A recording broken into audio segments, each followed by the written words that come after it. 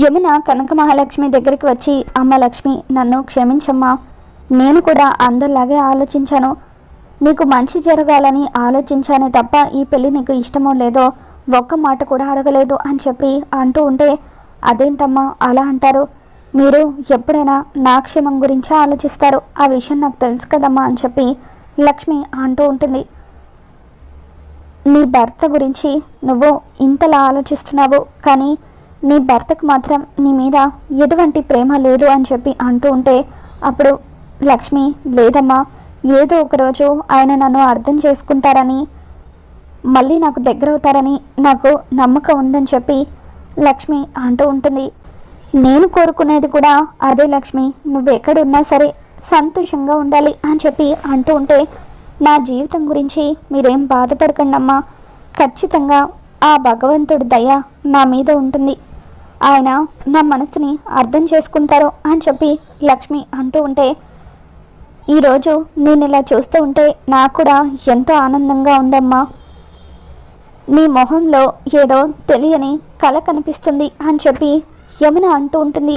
ఇక దాంతో లక్ష్మి మనసులో, ఇదంతా నా భర్త వల్లే అమ్మా, ఆయన మనస్ఫూర్తిగా నన్ను ఆయన భార్యగా అంగీకరించారు, నాకు ఎంత ఆనందంగా ఉందో మాటల్లో చెప్పలేను అని చెప్పి లక్ష్మి అంటూ ఉంటుంది. తర్వాత రోజు ఉదయాన్నే గౌరీ లక్ష్మికి ఫోన్ చేస్తుంది. అమ్మ కనకం అమెరికాకి వెళ్ళిపోయారా అని చెప్పి అంటూ ఉంటే, వచ్చేసామమ్మా అని చెప్పి లక్ష్మి అంటూ ఉంటుంది. నీతో అసలు ఉన్నట్టే అనిపించడం లేదు, అల్లుడు గారిని నిన్ను అలా పక్క పక్కన చూస్తూ ఉంటే మా రెండు కళ్ళు సరిపోలేదనుకో, మన ఊరొచ్చి ఒక 4 రోజులు ఉండి వెళ్తే బాగుండేది కదనే అని చెప్పి గౌరీ అంటూ ఉంటే, ఆయనకు అర్జెంటు పని ఉండి వచ్చేయాల్సి వచ్చిందమ్మా, ఈసారి వచ్చినప్పుడు ఖచ్చితంగా 10 రోజులు ఉంటామని చెప్పి లక్ష్మి అంటూ ఉంటుంది. తర్వాత గౌరీ, అవును కనుక చెప్పడం మర్చిపోయాను, ఈరోజు చాలా మంచి రోజట, తులసి చెట్టు దగ్గర దీపం వెలిగిస్తే నీకు అల్లుడు గారికి మంచి జరుగుతుందట అని చెప్పి గౌరీ అంటూ ఉంటుంది. సరే అమ్మా, అలాగే వెలిగిస్తాను అని చెప్పి కనక మహాలక్ష్మి అంటూ ఉంటే, చూడు మళ్ళీ నువ్వు ఏదో ఒక ధ్యాసలో పడి దీపం వెలిగించడం మర్చిపోకు, ఖచ్చితంగా ఈరోజు వెలిగించు అని చెప్పి గౌరీ అంటూ ఉంటే, అలాగే అమ్మ మర్చిపోను అంటూ లక్ష్మి ఫోన్ పెట్టేసిన తర్వాత స్నానం చేసి వచ్చి తులసి చెట్టుకి పూజ చేస్తుంది. ఇక అలా పూజ చేసి దీపం పెడుతూ ఉంటుంది. మరోపక్క సహస్ర కూడా దీపం పెడదామని చెప్పి అలా తులసి కోట దగ్గరికి వచ్చేసరికి ఆల్రెడీ అక్కడ లక్ష్మి దీపం పెట్టడంతో అప్పుడు సహస్ర ఒక్కసారిగా లక్ష్మి మీద మండిపడుతూ, ఏమే ఇక్కడ నిన్ను దీపం ఎవరు పెట్టమన్నారు, ఈరోజు దీపం పెడితే మంచిదని మా బావకి నాకు త్వరలో పెళ్లి జరుగుతుందని ఎంతో ఆశగా దీపం వెలిగించాలని వచ్చాను, కానీ నాకంటే ముందే నువ్వు వచ్చి ఇక్కడ దీపం పెట్టావు, అసలు నీకు ఈ ఇంటికి ఎటువంటి సంబంధం ఉందని నువ్వు అక్కడ దీపం వెలిగించావు, నువ్వేమైనా ఈ ఇంటి కోడలను అనుకుంటున్నావా అని చెప్పి సహస్ర లక్ష్మి చెంప పగలగొట్టడంతో ఇక అప్పుడు పద్మాక్షి, అసలు నిన్నెవరు ఇక్కడ దీపం పెట్టమంది, ఎందుకు వెలిగించావని చెప్పి లక్ష్మిని నిలదీస్తూ ఉంటుంది. అది కాదమ్మగారు, ఈరోజు ఇక్కడ దీపం వెలిగిస్తే మంచి జరుగుతుందట, అందుకే వెలిగించాను అని అంటూ ఉంటే, ఎవరికే మంచి, నీ మొగుడు ఎలాగో నీ మెడలో తాళి కట్టి ఎక్కడికో వెళ్ళిపోయాడు, ఇంకా నీ జీవితంలో మంచి జరుగుతుందని నువ్వెలా అనుకుంటున్నావు, ఏ రోజైతే నువ్వు ఇంట్లో అడుగు పెట్టావో ఆ రోజే నీ దరిద్రం మాకు కూడా అంటుకుంది అని చెప్పి పద్మాక్షి అంటూ ఉంటుంది. ఇక దాంతో పద్మాక్షి మాటలకు కనక మహాలక్ష్మి ఎంతగానో బాధపడుతూ ఉంటుంది. అమ్మగారు అని చెప్పి అలా లక్ష్మి అంటూ ఉంటే, ఏంటే నోరు లెగుస్తుంది, ఇప్పుడు మా అమ్మ అన్న దాంట్లో తప్పేముంది, నువ్వు అడుగు పెట్టావో లేదో అప్పటి నుండి అన్నీ మాకు అపశకునాలే, బావతో ఎన్నిసార్లు నా పెళ్లి జరిపించాలనుకుంటున్నా అది వాయిదా పడుతూనే ఉంది అని చెప్పి సహస్ర అంటూ ఉంటుంది.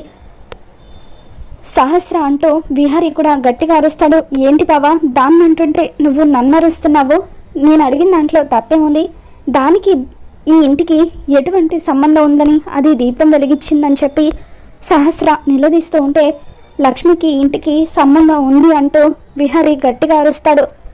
లక్ష్మి కూడా ఈ ఇంట్లో మనిషి అని చెప్పి విహారీ చెప్పడంతో అది ఈ ఇంట్లో మనిషి ఎలా అవుతుంది బావా, అది పని మనిషి అని చెప్పి సహస్ర అంటూ ఉంటుంది.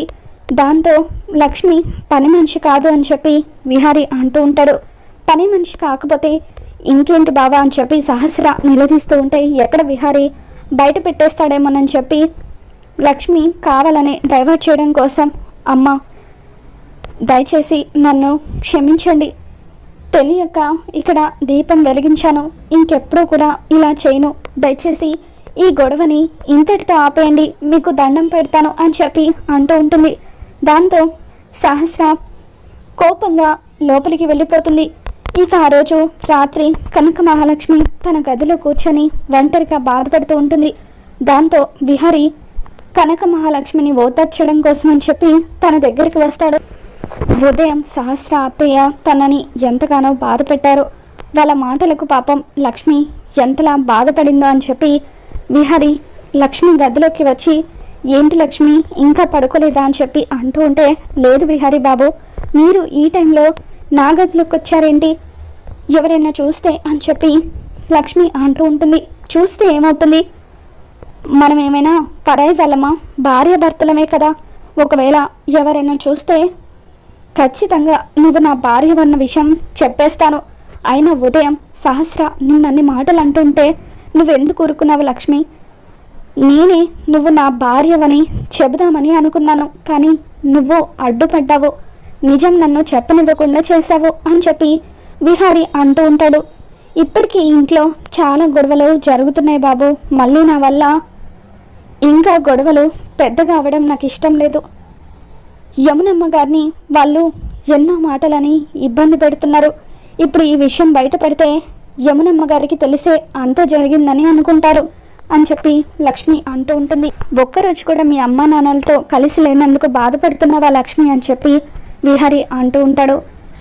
అదేం లేదు విహారీ బాబు అంటూ లక్ష్మి కన్నీళ్లు తుడుచుకుంటూ ఉంటే, నువ్వు నాకు అబద్ధం చెప్పకు లక్ష్మి, నీ మొహం చూస్తూ ఉంటేనే అర్థమవుతుంది వాళ్ళని తలుచుకొని నువ్వు ఎంతలా బాధపడుతున్నావో.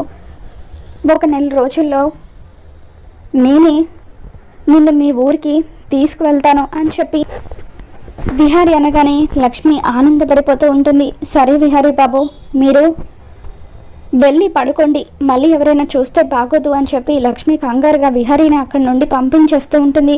ఇక ఇంతలో సహస్ర వాటర్ తాగడం కోసం అని చెప్పి హాల్లోకి వస్తుంది.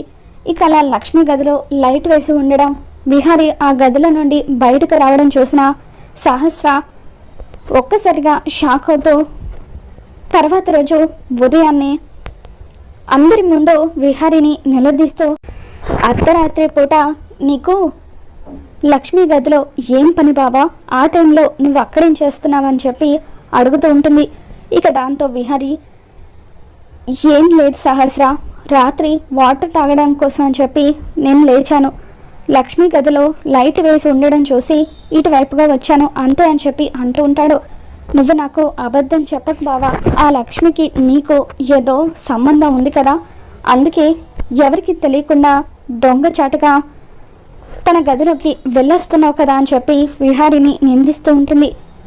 ఏమే, నీకు వల్ల వేసుకోవడానికి నా బావ తప్ప ఇంకెవరు దొరకలేదా అంటూ సహస్ర లక్ష్మి మీద చెయ్యెత్తడంతో విహారీ అడ్డుపడుతూ, సహస్ర నువ్వు తన గురించి చాలా తప్పుగా అర్థం చేసుకుంటున్నావు, లక్ష్మి అటువంటిది కాదు అని విహారీ అంటూ ఉంటే, నా కళ్ళతో నేను చూసిన తర్వాత కూడా ఇదంతా అబద్ధమని ఎలా అనగలవు బావా, అయినా దాని మొగుడు ఎలాగూ దాన్ని వదిలేస్తాడు కదా, అందుకే ఇది కూడా డబ్బున్న నిన్ను వల్ల వేసుకుందామని చూస్తుంది, నీతో సెటిల్ అయిపోదామని ఆలోచిస్తుంది అని చెప్పి అలా లక్ష్మి మీద సహస్ర నిందలు వేయడంతో విహారీ సహస్ర మీద చెయ్యెత్తుతో, ఇంకొక మాట లక్ష్మిని ఏమైనా అన్నా నేను ఊరుకోను, ఎందుకంటే తను నేను తాళి కట్టిన నా భార్య అని చెప్పి అంటూ ఉంటాడు.